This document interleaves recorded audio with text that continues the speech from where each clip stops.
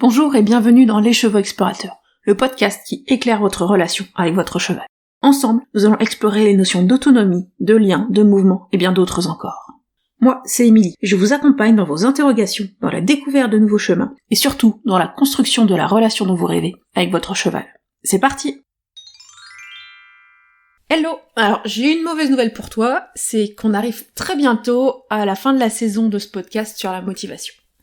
Mais la bonne nouvelle, c'est que l'épisode d'aujourd'hui n'est pas le dernier, c'est l'avant-dernier. Donc il reste un épisode la semaine prochaine sur cette saison, sur cette thématique de la motivation.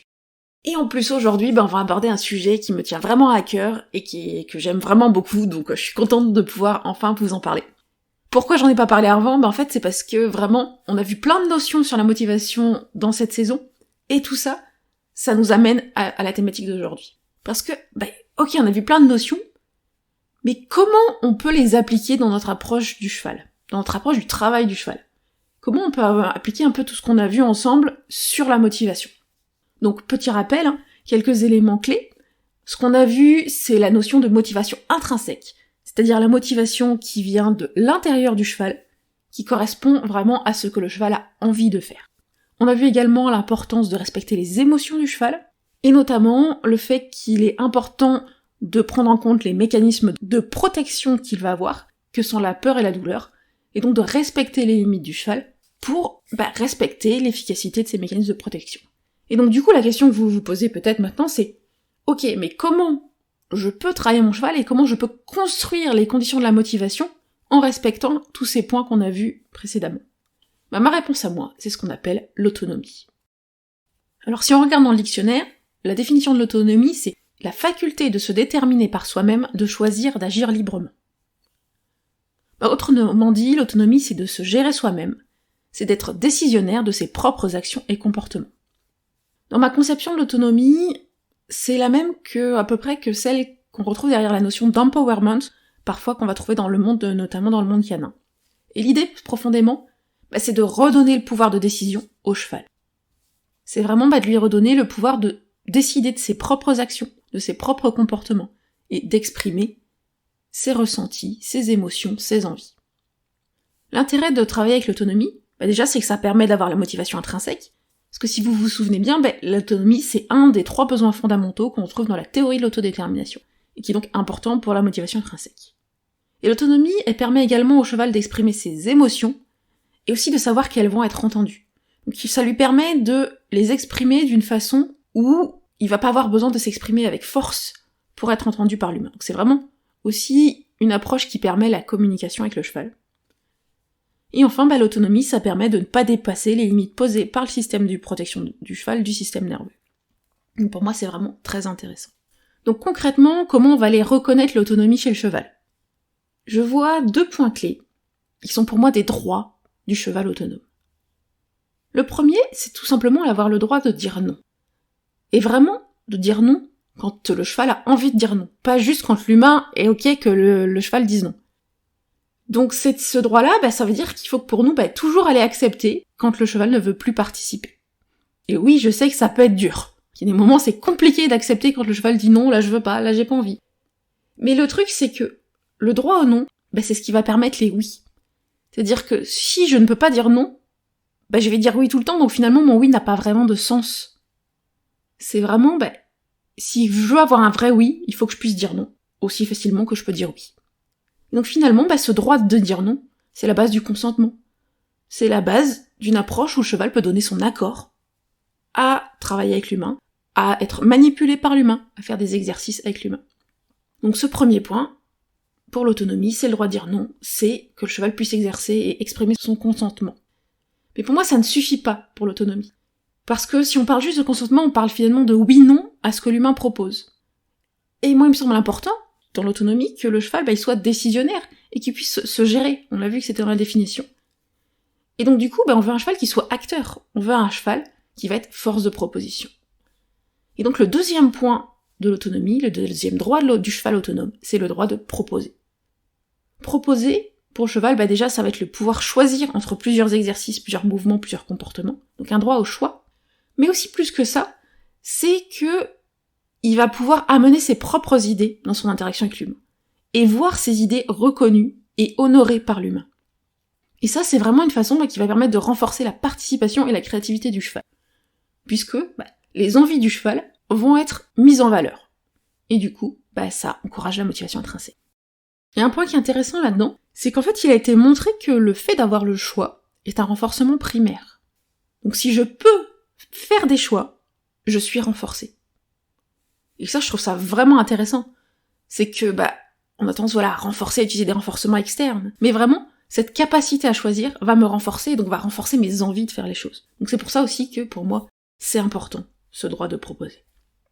Et donc ça, ces droits-là, ça veut dire que, si votre cheval, il est capable de maintenir un cercle au trot tout seul sans nouvelle action de votre part, quand vous lui avez proposé de faire un cercle au trot, mais qu'il n'a pas le droit de repasser au pas. Parce que si jamais il repasse au pas, vous allez refaire une demande de repasser au trot, voire peut-être faire une action plus aversive pour le faire repasser au trot. Je suis désolée, mais dans ce cas-là, votre cheval, il est pas autonome. Parce que votre cheval, il a pas le droit de dire non. Il a pas le droit de dire « je veux repasser au pas ». Il a pas le droit de proposer de repasser au pas, ou de proposer de prendre le galop.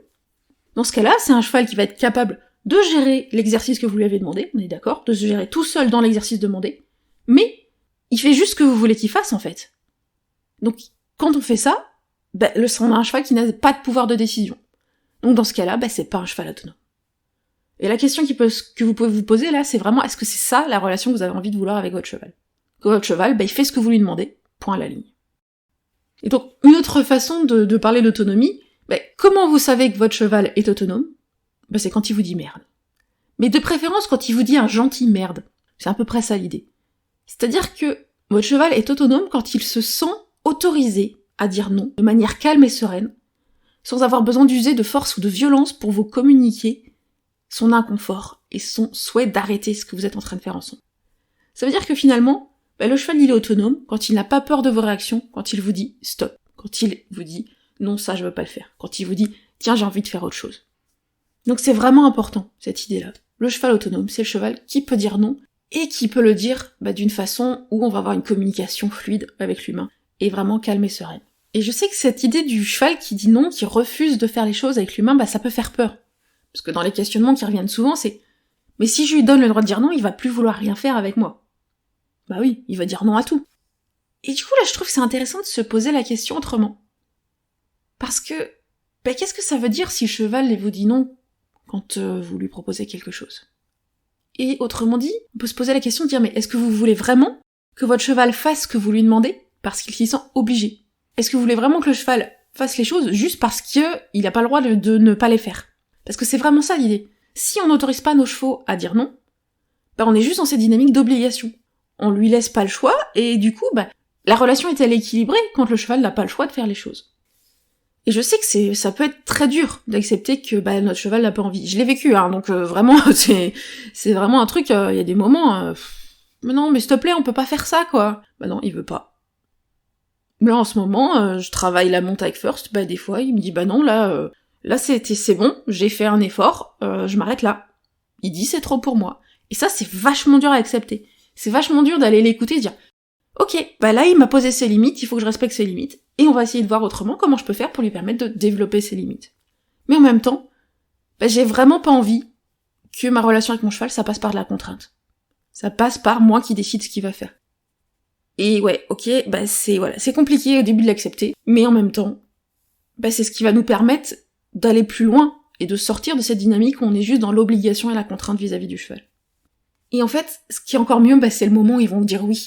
Ou le moment où le cheval va vraiment pouvoir dire un vrai oui, et qui va commencer à proposer ses idées, à avoir des idées, à avoir des nouveaux exercices qui va amener des nouveaux mouvements. Et je trouve ça vraiment magique. Puisque là, on est vraiment en train de se dire « ah ouais, c'est lui ça, et c'est ce qu'il a envie de faire lui ». Et là, on est dans cette interaction, dans cette communication à double sens. Et donc vraiment, accepter les noms, c'est vraiment un super moyen d'apprendre à comprendre nos chevaux et à communiquer avec eux. Alors je vous vois venir, vous allez me dire que ouais, mais des fois, s'il dit non, ça peut être dangereux. Que l'autonomie, du coup, ça pourrait être un risque pour la sécurité. Et en fait, je vais vous répondre que quand elle est bien construite, pour moi, l'autonomie, au contraire, c'est plutôt un gage de sécurité. Parce que oui, l'autonomie, c'est quelque chose qui se construit. Et ça, on y reviendra juste après. Et donc, en quoi l'autonomie serait un gage de sécurité ? C'est parce que si votre cheval a le droit de dire non, qu'il a le droit de dire non calmement, qu'il sait qu'il va être écouté, il va pas avoir besoin d'employer des signaux forts pour vous faire comprendre que là, on est vraiment trop loin.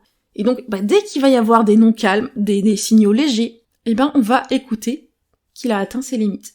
Résultat, votre cheval, il aura pas besoin d'aller jusqu'à vous mordre ou à vous mettre par terre, juste parce qu'il a envie de vous faire comprendre que là, il a mal au dos, quoi. Donc, vous avez moins de risques d'aller jusqu'à l'accident, parce que le cheval n'a pas besoin d'aller jusqu'à la force pour exprimer que c'est trop difficile et qu'on a vraiment passé ses limites. Donc, si on ne force pas le cheval à aller vers des choses qu'il ne veut pas faire, qu'il ne peut pas faire physiquement, qu'il ne comprend pas, il n'a pas besoin d'aller dans l'opposition, par des comportements dangereux, et au contraire, il peut dire stop de manière plus calme et plus sereine. Donc vraiment, l'autonomie, c'est aussi savoir écouter son cheval et construire une communication. Et ça, c'est un gage de sécurité, ça va permettre d'augmenter votre sécurité, à tous les deux. Et le deuxième point, c'est la sécurité en cas de danger soudain, en cas d'imprévu. Ça fait partie de la vie, il y a des choses qu'on ne peut pas complètement supprimer. La base, c'est évidemment de faire de notre mieux pour ne pas exposer nos chevaux à des situations qui pourraient déclencher des comportements de peur soudain. Mais, ça arrive. Ça arrive pour tout le monde. Et en général, qu'est-ce que vous faites dans ce moment-là ? On fait tous la même chose, on gère de notre mieux. Et on voit après pour comment améliorer le truc. Parce que on est bien tous d'accord, mon cheval qui se fige au milieu de la route parce qu'il a peur du camion qui est en train d'arriver face à lui, je vais pas le regarder en lui disant non, c'est bien doudou, hein, c'est bien, j'ai bien compris que tu veux pas avancer. Non, moi je tiens ma peau, personnellement. Donc dans ce cas-là, je tiens ma peau et je tiens mon autonomie.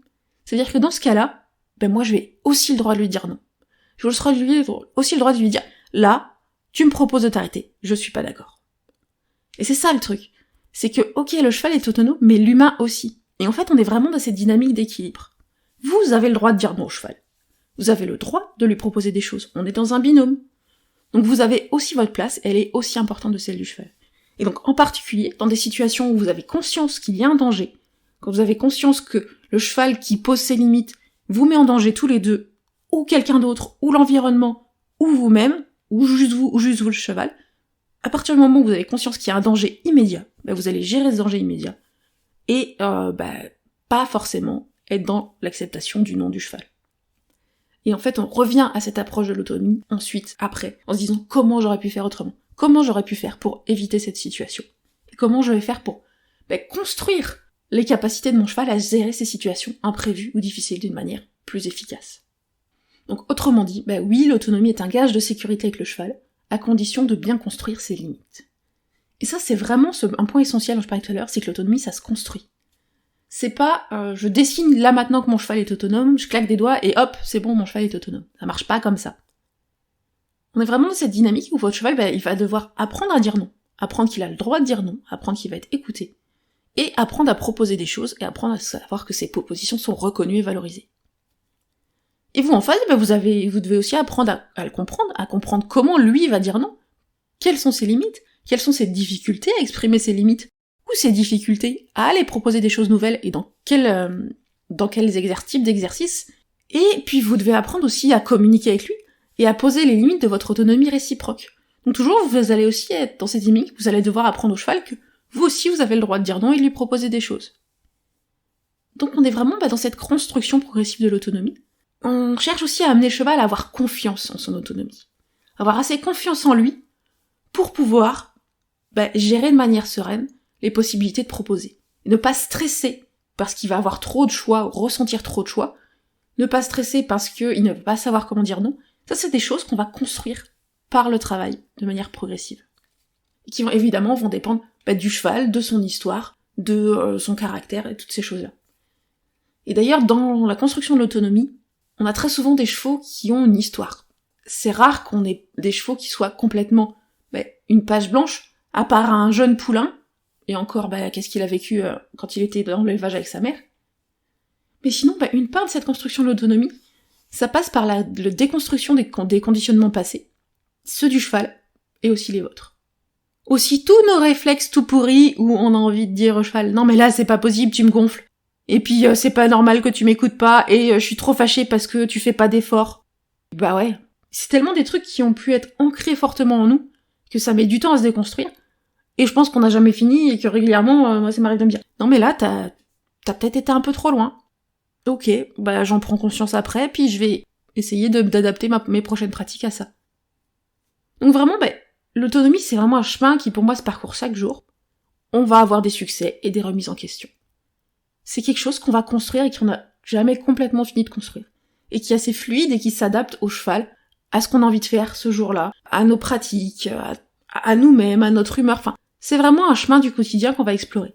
Et dans ces explorations, je trouve ça aussi apporte aussi beaucoup de joie. C'est pour ça que j'aime l'autonomie.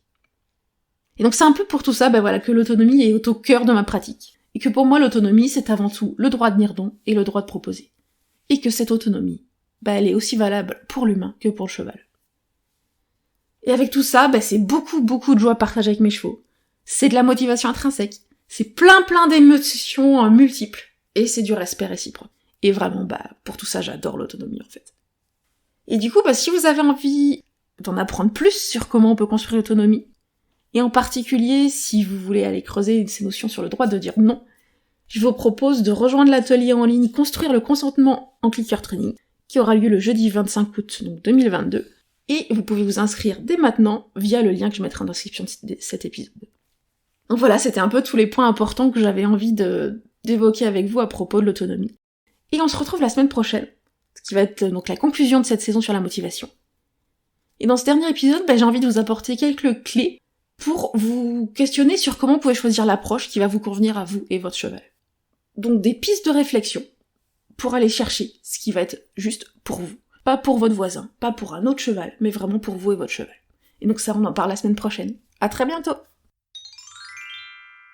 Et voilà, c'est déjà fini pour aujourd'hui. Si cet épisode vous a plu, n'hésitez pas à le partager à vos amis qui pourraient être intéressés. Pour échanger avec moi et ne pas manquer les prochains épisodes, retrouvez-moi sur mon compte Instagram @leschevauxexplorateurs.